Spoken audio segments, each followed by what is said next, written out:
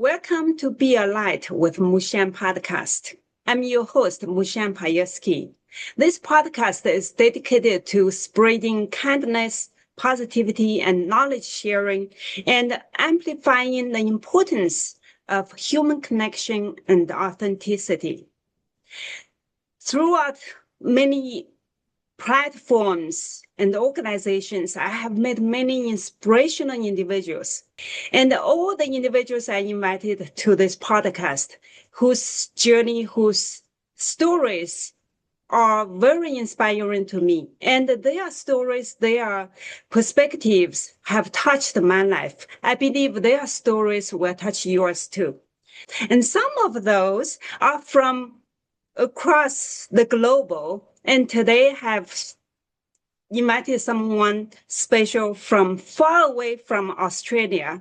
Let's welcome my honored guest, Helena Zikova. I hope I didn't butcher your name. That's right. That's right. You pronounced it perfectly. Well done, Mushang. Welcome, Helena. Thanks, Mushang. Thank you for having me. It's a great pleasure to be here all the way from Australia. So we connect somewhere in the middle. You're from the Yes. US and I'm dialing in from Australia. So you Yeah. are one day behind me. Yes, you are living in my bright future. Exactly. Definitely. And because of Martin Jukes, our shared friend, who connected us, and you are the expert in many areas. And I was so impressed when I saw your title and then saw your face, who is so young, and who is so accomplished in the corporate world as well as being an author. I just want to learn so much about you and your journey. Do you mind to share a little bit about your background? Let our audience to learn about you a little bit. Thank you, Mushang. And actually, I do think it's a right time to give tribute to our common friend, Martin Drux, who got us in touch. And Martin has been such an amazing colleague and such an amazing friend who even introduced me to people here in Brisbane when I moved to Australia, which is really awesome. So his network is really amazing. And to the listeners, if you're not following Martin Drux, please make sure you do because he is an amazing voice on LinkedIn. So talking about myself, well, the first thing I can say about myself is I'm a millennial. And I'm exactly how you would imagine any millennial would be. I'm lazy, I'm entitled, I'm a slacker. I love instant gratification. I love smashed hour on toast. I spend too much money on takeout coffees and lattes, as you can see.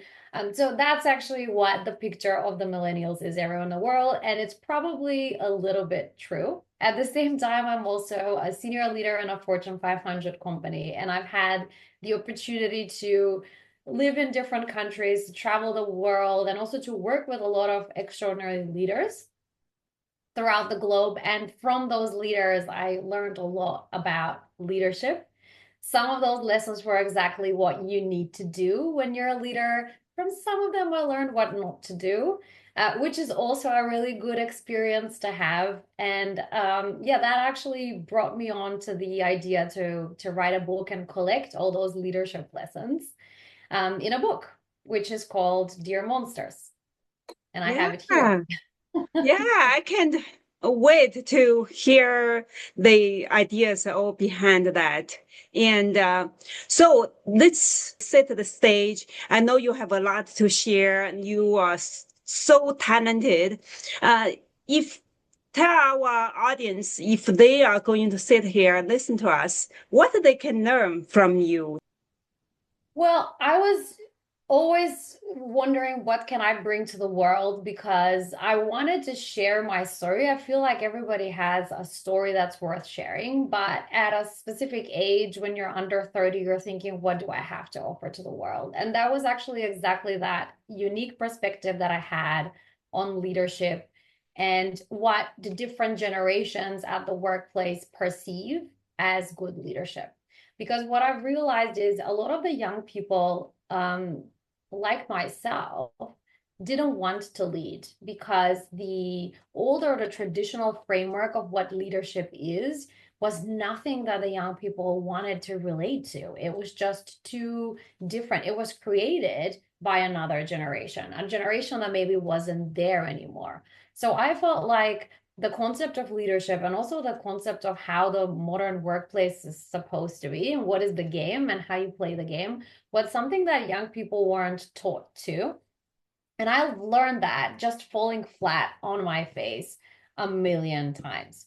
So that's why I thought what I can bring to the world or what I can bring to young people is my learnings, the lessons that I learned the hard way, and just putting them together into like a guide or a guidebook or a workbook for them to understand what had actually happened at the end is it's something that was much more personal than I ever thought it will be. So I never thought that I'm going to write something like a memoir where I put my personal feelings, thoughts, emotions as I was going through the first years of my career.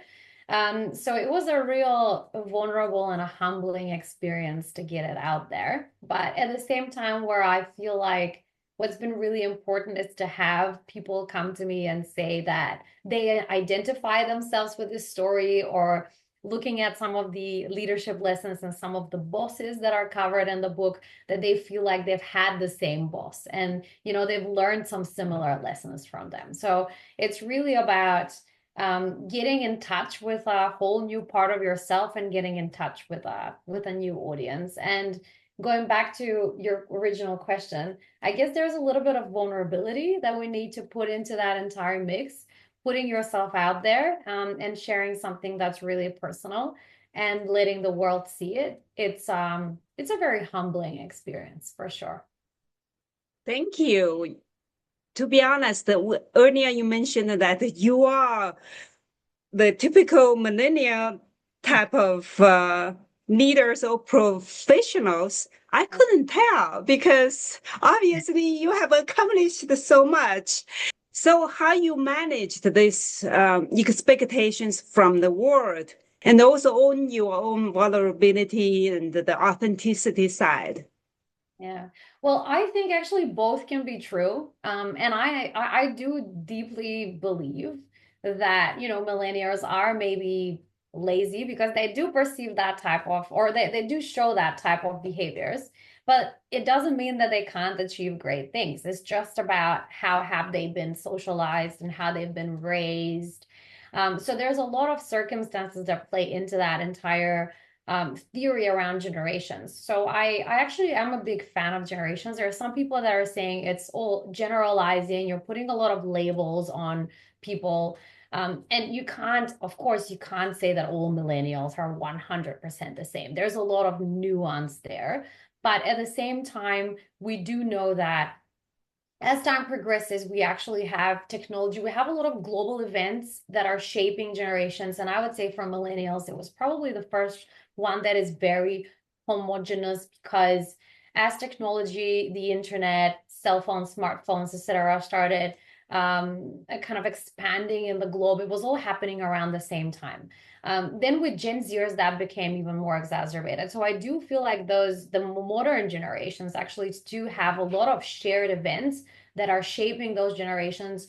And it's really similar, not 100% the same, but similar whether you grow up in the US or in China. Whilst, let's say, for Gen X and for baby boomers, there was different realities that were shaping generations, whether you're in the US or in China, or whether you're in the East or the West, because their lives were probably very different.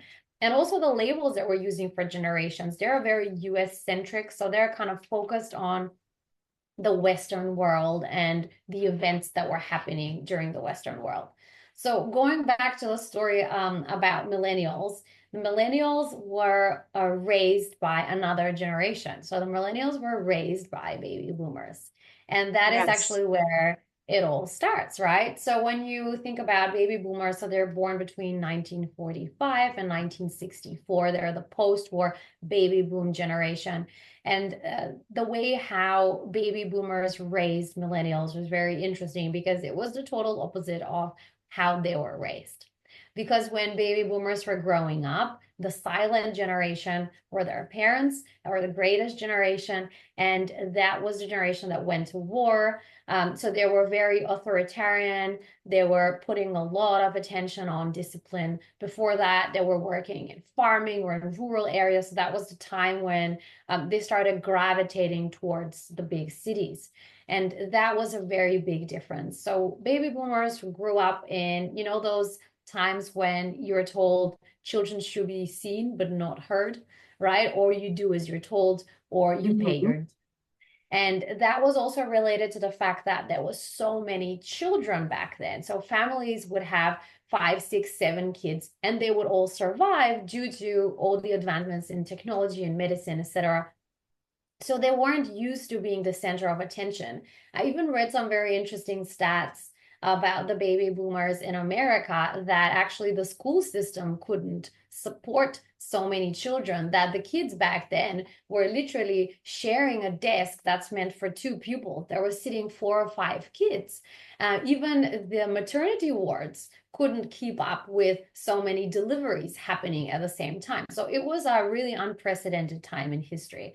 And that also translated when the baby boomers started going to work and they were lining up for jobs.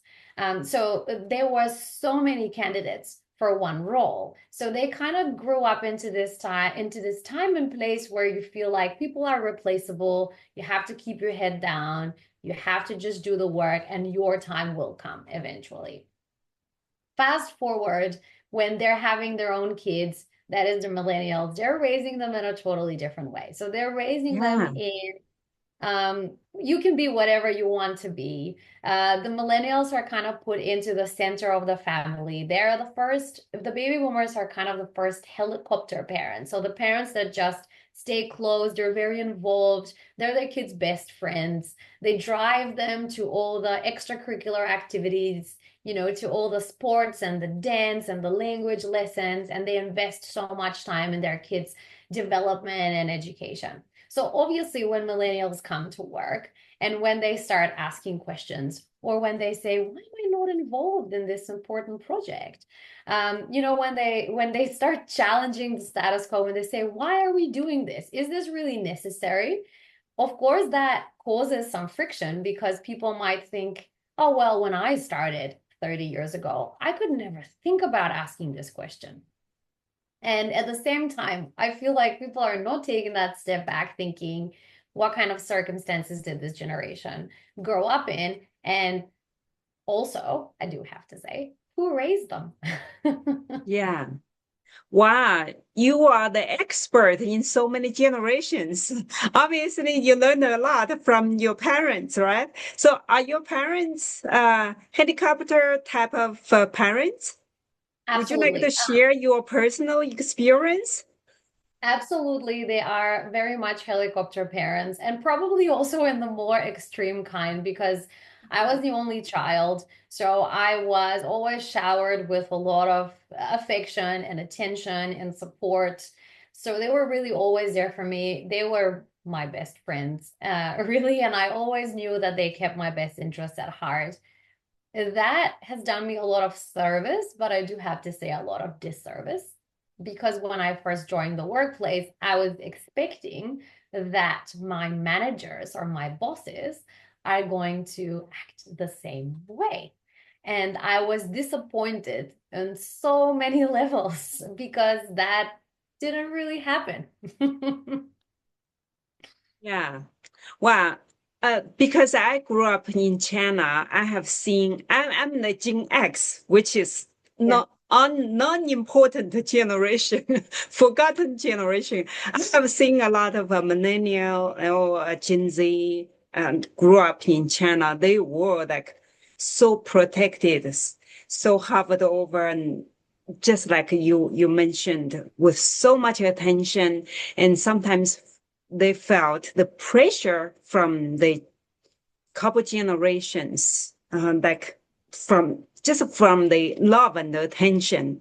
And so your perspective definitely helps others to understand how to break that type of pressure from the boxed love and protection. How did you get out from that kind of relying on that at the same time you want to break through? Probably you always have this struggle, right? Yeah. Well, for myself personally, it was just like I said, falling flat on my face so many times in so many different levels. So I was obviously having a lot of emotional crises, and I write about that in Dear Monsters. And it was the Mhm. first time when I got my first job, and I was asked to literally run the entire office for a day with 3 days of training. So I was onboarded for 3 days, and I actually joined just before Christmas. So it was this time of year, and I was the only one that couldn't take leave.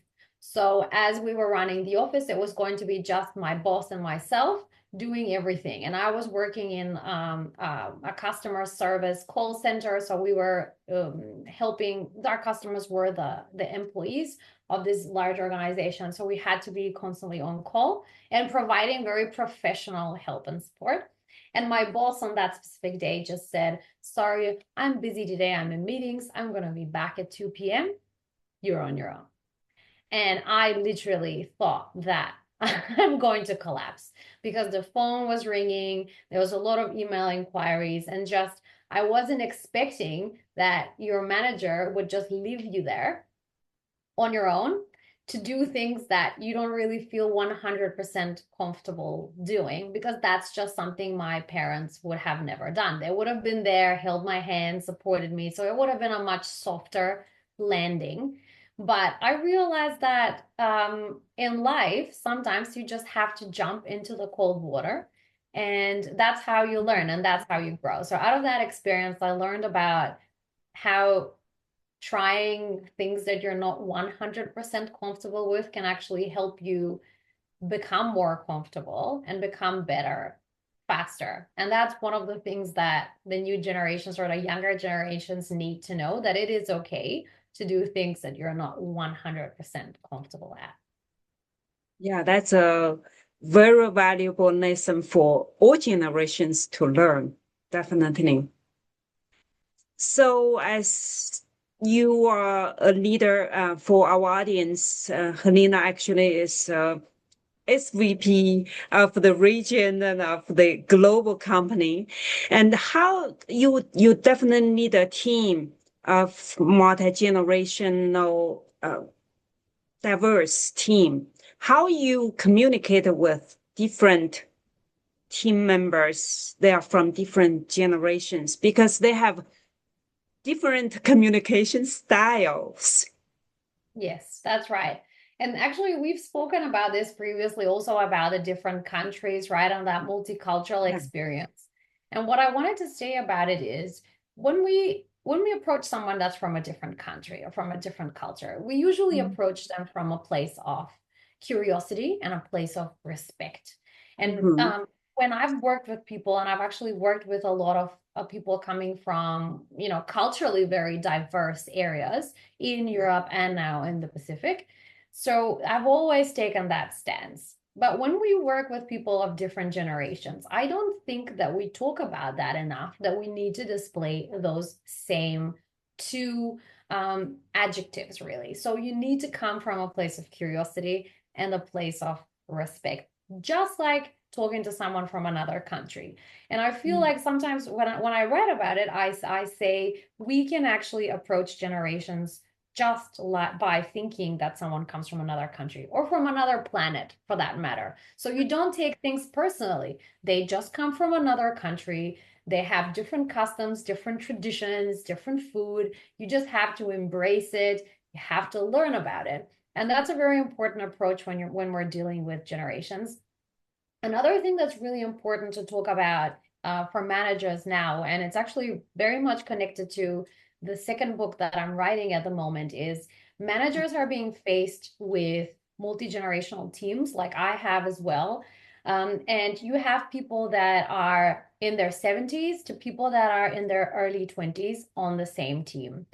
And when you look at it, and there's a lot of organizations that are doing a lot of surveys about what generations want or need, what the specific cohorts want or need. they want different things. And you might feel when you're a manager, like how I have been pulled in a million different directions. So you have the baby boomers that are delaying retirement and they want to stay at work for longer. That's awesome because we have a huge talent gap at the moment and a huge knowledge gap. So even getting boomers out of retirement and back to work is extremely helpful for organizations. The problem is millennials and Gen Xers that want to progress see that as a problem because they're saying you're getting, the older generation back in, they're taking all the cool roles. So how do you manage that?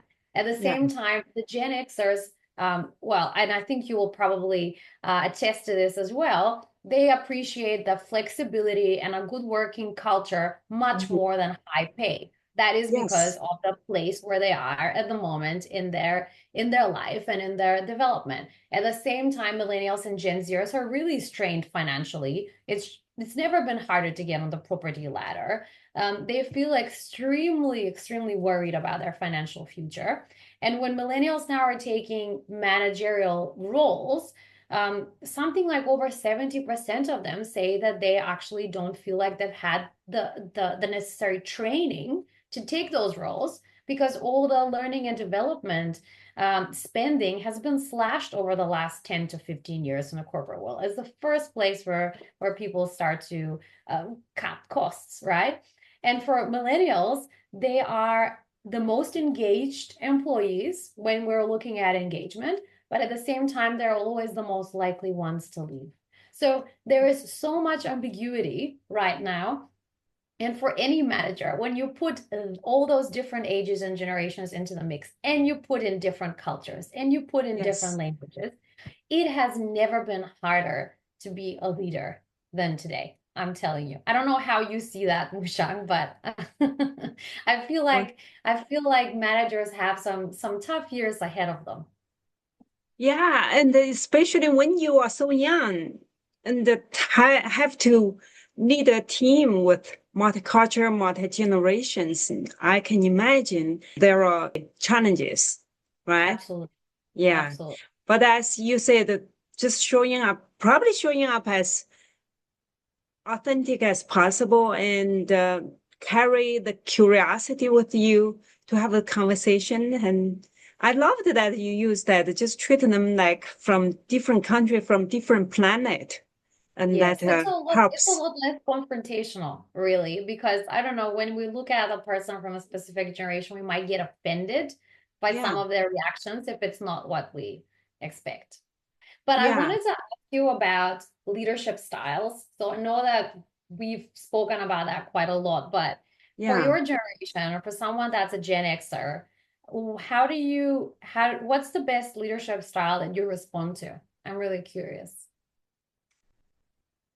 For me, perhaps because I grew up from the hierarchical the type of culture from China, I like very clear structure. At the same time, from a personal level, I like the servant type of leadership style. So clear vision and with personable touch. That's the way that I prefer. Talking about my generation, I have no idea what type of uh, leadership style actually even is accustomed for our generation. I believe when it comes down to communication, no matter for which generation, there are all types of different personalities that require different communication styles. I don't know if Absolutely. that, But yeah. absolutely, but I'm going to ask you, how often would you like your manager to check in with you? How often do you like your manager to contact you or to be Yeah, for now we have a weekly meeting. We can have a all right? weekly meeting. To be honest, from my generation, I don't know if it's because of my background. We often respect the higher position, and I don't see the equal position as much as the people who grew up in the Western culture.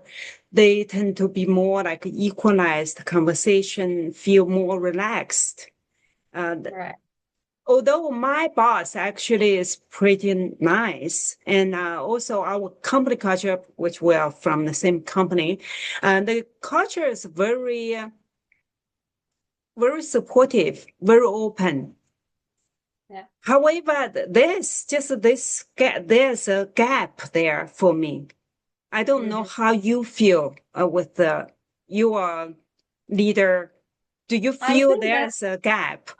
I think that's very much aligned to your generation. Although, like we said, you grew up in a different time and different circumstances to what your colleagues in the US would have. But that is also something that's very typical for Gen X. Yeah. So when we talk about Gen X and the place where they came from and how they grew up, in the US, that would be, but I think actually in China as well, it was a dual income household. So both parents were working because they had to. That was the time women started participating into the workplace Hmm. much, much more. And in the US, I'm not sure about China, but it was a time of a lot of single parent households because that was the time when the divorce rate started peaking. So what Mm. happened is a lot of the Gen Xers spent a lot of time alone, unsupervised at home. Yeah. So Gen Xers were the kids that were walking around with the key around their neck. So they would unlock their own home. I mean, I know that for many of the parents of Gen Zers, this sounds crazy when going back Yeah. into that time. But they were doing their own homework. They were looking after their brothers and sisters at home, maybe doing a little bit of cooking and cleaning. So Gen Xers are extremely independent Yes. and they don't like to be micromanaged. That's one. Yes. And when you said you are actually fine with weekly, I think you're probably also fine with monthly personally, but you'll just like the connection, right? So Mhm. Gen Xers don't want to be constantly bombarded by questions or attention by their managers because they're very comfortable in what they're doing and they're very individualistic in that sense. So they want to get things done and they want to be extremely efficient in getting things done. So when you're a manager, and let's say you are on the younger side, so maybe you're a millennial or maybe even you're a Gen Zer, Gen Zers actually have the expectation to have daily check-ins with their managers. So that's a lot, or maybe even multiple times a day. So when you manage Gen Zers, they're going to be literally pinging you on Teams whenever they have a question. And that's going to be multiple times a day. So it is almost like a full-time job on its own. And then at the same time, you have a Gen Xer who is like, don't talk to me, just let me get my work done. So there is again this huge difference in how they want to be managed and how often do we communicate and what are the channels of communication, which brings us back to what we're originally talking about, communication channels that have really evolved a lot through time. So from the time when baby boomers were starting their work, there was a lot of letter writing and talking on the phone, right? To then for Gen X, it was the time when email came into prominence. For millennials, it was the internet and the smartphone as well that really shaped their communication patterns. And now for Gen Z, it's really social media, quite a lot of social media and AI. So when you Yeah. think about that, all of these generations are feeling very, very comfortable in different channels of communication. So again, when you're a manager and when you're sitting and you have oversight over so many different generations at the same time and different employees, it can be even more confusing and even more difficult to make sure that all of their needs are met. Yeah. Yeah. Being a manager is a demanding job for sure. When you manage multi-generational employees and teammates. And after you talked about it, it is so resonating with me as a Gen X. To be honest, I'm so independent. I'm so responsible to yeah, to be honest with you, yeah, I don't feel like I need to be checked on all the time. I will just Exactly. like do the job and to be working so hard. I feel like Gen X actually is really working very hard and independent. Yeah, that's Exactly. true.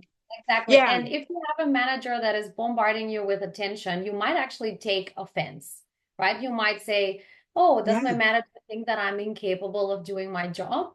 While Yeah. I have actually had similar situation on the other end when one of my younger employees sat me down and said, you don't spend enough time with me.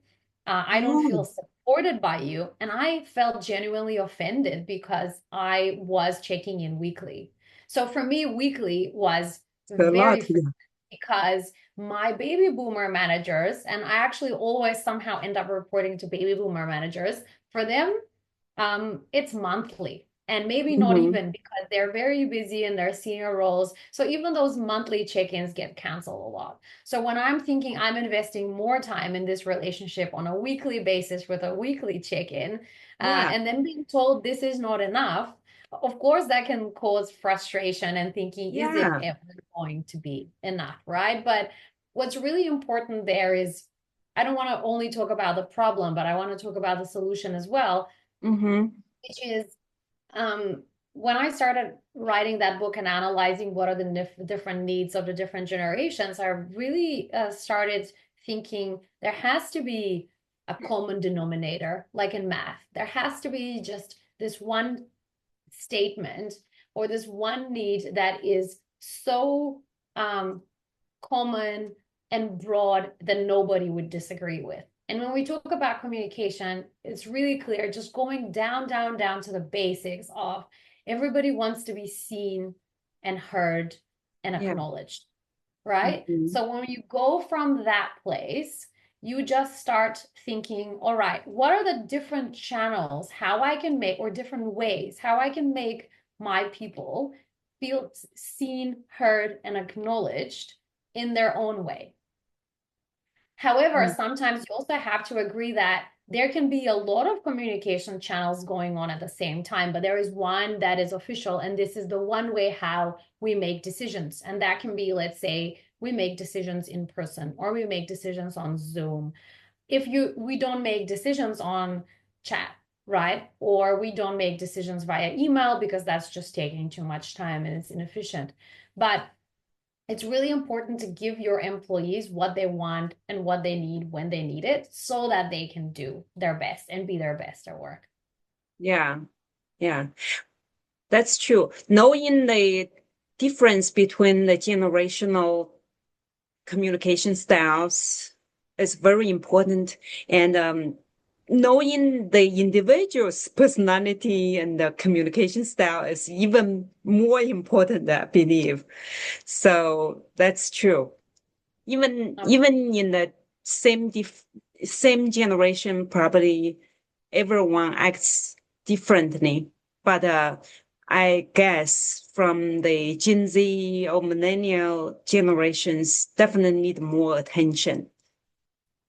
And how you get to such deep level of knowledge in studying in this leadership communication? Well, it Yeah, brought you into this, your interest? For example, you wrote your first book was about the multi-generational leadership. And the second book you're writing now is also about parenting, right? Parenting and also leadership. So yes, the first book was more aimed at the younger generation because I wanted to Okay. write the book that I wish I had when I was younger. But then what Okay. happened when I wrote that book is I just, and that's really the remarkable thing when you do something like that that's so public. I got in touch with so many different people that were coming to me and approaching me Mhm. with their issues, their challenges when it comes to the young generation. And somehow they expected me to know it all. So I Yeah. was somehow seen as the spokesperson of the Mm. millennial generation and someone that knows a lot about Gen Z. But then I realized it's not that simple. And if you want to look at the entire workplace as a whole, you have to understand all generations. So it really took me a couple of years really of studying, researching, reading, surveys, data, and stats about the different generations, and then also applying them in real life. I feel like a lot of those stats are showing us some theoretical, ideas about what should or should not be done at the workplace, but it's really important to test and learn while you are in the real life. You Yeah. shouldn't create leadership concepts, in a lab or at the university. So Mm. it's really about pioneering some of those. So it was a combination of research, reading, a lot of personal interest, just because I wanted to find something that's practical for leaders nowadays. And that's why the second book is for the leader of the multi-generational workplace, where I just naturally started digging more into that topic of parenting, Mhm. because I feel like parenting is really important. But how I came about that is when I was doing one of my 360 assessments last year, which is, so 360 leadership assessment is when you get your peers, your managers, and then your team members, and then people you work with but that are not in the same team, respond to questions about you, and then you also self-assess, and then you kind of look at what is your 360 view of your personality, your leadership style, etc. So when I was analyzing that with my coach, he started asking me questions about, oh, do you have siblings? Do you have, like, what kind of relationship do you have with your parents? And I realized that in practice, there's a lot of parallels between the relationship between a leader and an Mhm. employee, and a parent and a kid, and at the same time your relationships with your peers that respond to the same or report to the same manager is a lot like siblings. Yeah. And for me, I actually had much better relationships with um, colleagues that I worked with that didn't report to the same manager than my direct peers. So just stronger relationships. I wouldn't say better, Yeah. but and they were digging into that, and that's, they said, well, because you are an only child, it makes sense. You've never actually naturally had to build that kind of bonds, but you always had to have friends. So for me, having friends was really important. So I would find my friends in the organization. So people that I still work with, people that I can achieve results with, but we don't report into the same manager. So we're not, competing for someone's attention, Yeah. or for someone's affection. So I found that fascinating, because I thought that it Yeah. had nothing to do with how you act at work. And that's actually what led me to this path of exploring how parenting affects leadership and workplace behavior, really. Yeah, that's very fascinating. Definitely, I can see the resemblance of the leadership in the workplace and also parenting in the household. Absolutely. Yeah, love to hear all about that and maybe in the future uh, conversations. So again, come back to your career, your accomplishments, and you also look so healthy, energetic, and radiant. Just how you keep your lifestyle so healthy at the same time so productive. And as a young person like you must have very fun outside It of work life too. it can be very overwhelming. And I'm saying this also thinking about the 20 something year old that is probably going to listen to this podcast thinking, oh my gosh. But sometimes you can get away with a lot of things in your 20s. Yeah. And I used to, right? I used to get away with poor nutrition, little sleep, and a very irregular lifestyle. I was traveling a lot, but I also had a very busy personal life. So I wanted to be out and about. I was traveling for work every week, literally. So it was just really difficult to have a regular sleeping pattern, eating pattern, exercising pattern, etc.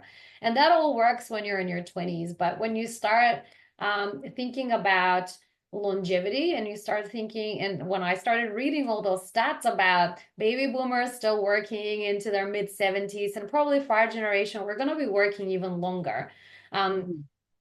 it's really important to start thinking now, when I'm in my 30s, to start thinking about longevity and what I can do. And it's really important to start small and just stick with it. And I'm saying this again for all the young people that might get a little bit overwhelmed. But when you ask me about my routine, I have developed a little bit of a routine, especially since I moved to Australia, because everybody here Yeah. is so health conscious and health obsessed. So I have my daily walks. I'm lucky to live in a beach town, so I have my daily walks on the beach. I also have my 2 to 3 times a week sessions at the gym where I lift heavy, because building muscle is really important. We start losing muscle after the age of 30. And then I'm also doing a lot of breath work and meditation. So I have now a routine of a morning meditation that I've been doing for maybe a little bit over 7 months every morning. But now I also started doing a night meditation as well. It really helps me sleep better. And going back to that, sleep is extremely important. So we sometimes think we can compromise sleep because we want to get more things done. But Yeah. the really important thing is getting more sleep means that you will get more things done. Yeah, that's a great reminder for me. That's something I have been trying to overcome over years. Hopefully, 2026, I will really put into action to go to Yeah, sleep earlier.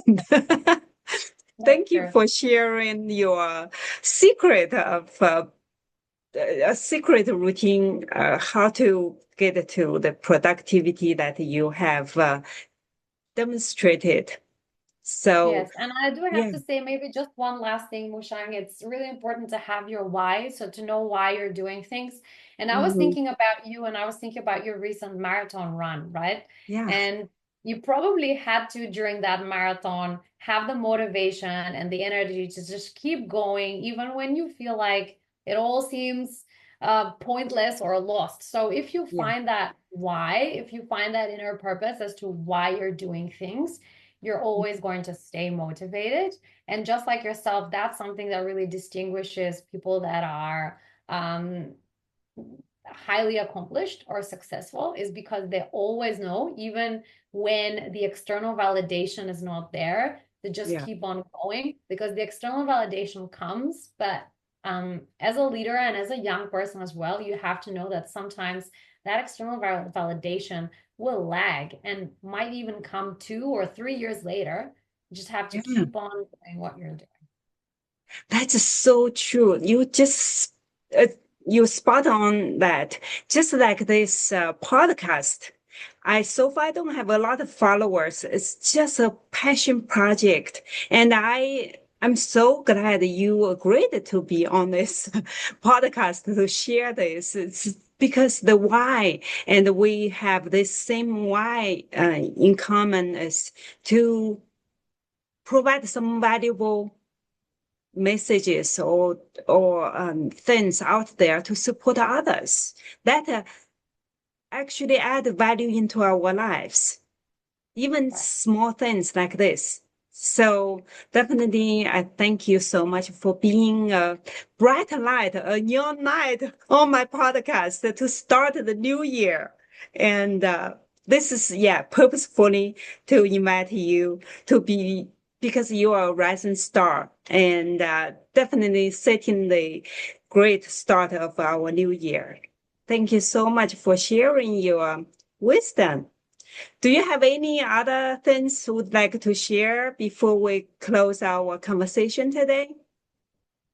No, that's all. I just wanted to thank you so much, Mushang, for spreading the light. And I hope that our listeners are going to have a great start to the new year, and that 2026 is going to be truly, truly remarkable year where we're all going to come together and be more collaborative and more connected than ever before. Thank you so much, Helena, for sharing your wisdom in leadership, parenting, communication, and how to be a productive individual as well as a happy individual. And thank you so much for sharing your knowledge and your lived experience. For our audience, if you like this episode, please like, share, and comment. And also feel free to reach out to Helena, and I believe she would be a great connection in your circle. And thank you so much again, Helena, for being on my podcast. Thank you, And see Mushang. you next time, everyone.